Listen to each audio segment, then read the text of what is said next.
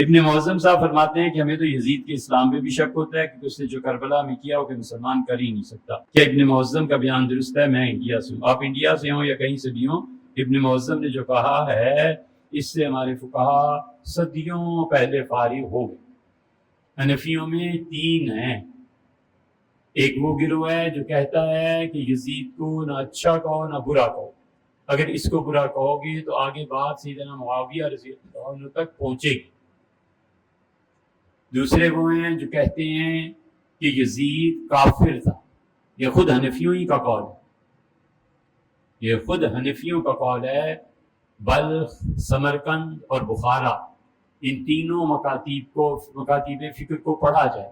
اب تو مفتیوں کو بھی نہیں پتا کہ حنفی فقہا عراقی ہیں، حنفی فقہا بلخی ہیں، حنفی فقہا بخاری ہیں بخارا کے، حنفی فقہا سمرقندی ہیں، اور حنفی فقہا وہ خوارزمی ہیں۔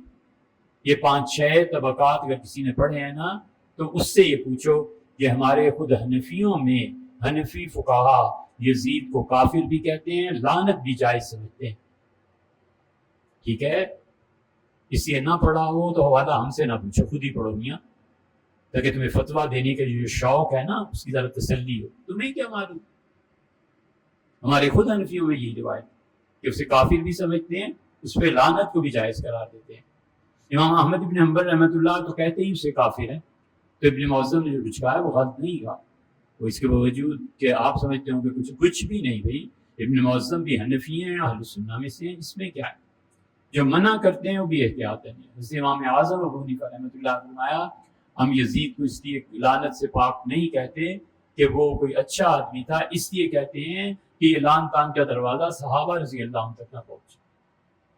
اس لیے کوئی مسلمان ہوگا جو یزید کو اچھا مانتا ہو، کوئی ایسا ظالم بھی دنیا میں ہوگا، اس جاہل کو کوئی جا کے کہے حدیث ہی پڑھ لو، چھوڑو تاریخ کو، ہم تو تاریخ کی بات ہی نہیں کر رہے، ہم تو خالصتاً حدیث کی بات۔ اس لیے جو شخص یزید کا حامی ہو اور ام المومنین حضرت عائشہ رضی اللہ عنہ کی 9 سال کی شادی پہ تنقید نہ کرتا ہو اور حدیث کا منکر نہ ہو ہی نہیں سکتا۔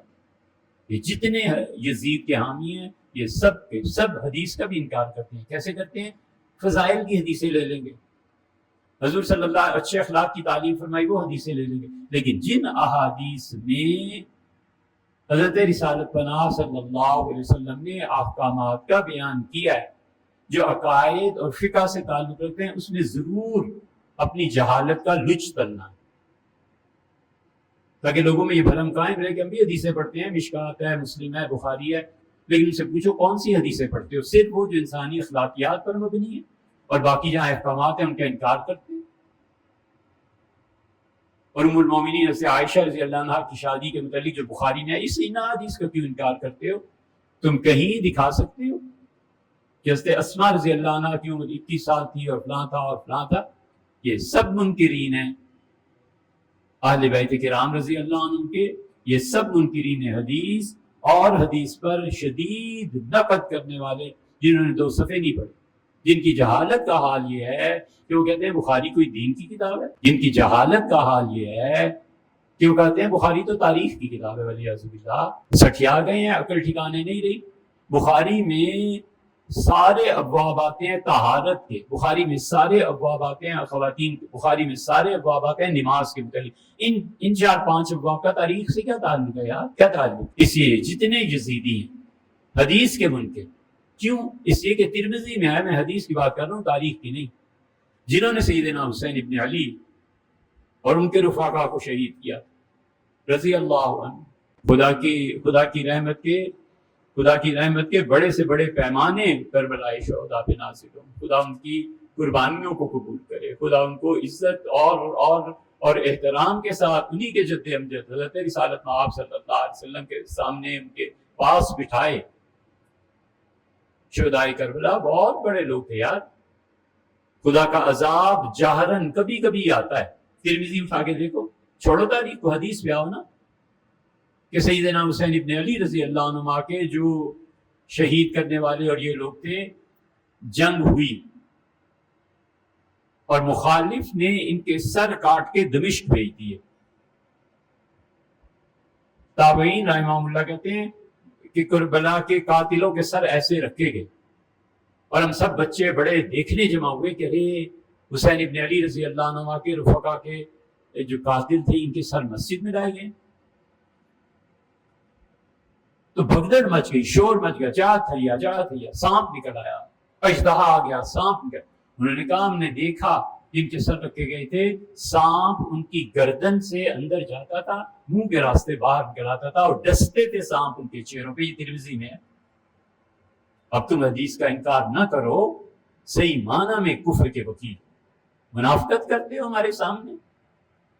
حضور اقدس صلی اللہ علیہ وسلم کی اولاد اب تک بھی جو سادات زندہ ہیں ان کے ہم پہ حق بنتے ہیں. بابا حضور صلی اللہ علیہ وسلم نے فرمایا کہ عبد المطلب کی اولاد سے جو اچھا سلوک کرے گا قیامت میں اللہ سے اس کا اجر لے کے دوں گا.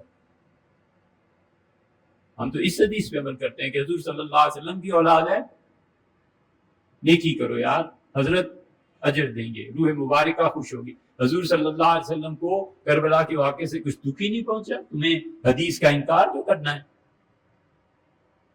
منافق بھی اور جاہل بھی. عبداللہ ابن عباس رضی اللہ عنہ سو کے اٹھے، انہوں نے اپنے شاگردوں سے کہا لکھو آج کیا تاریخ. لکھ لی گئی.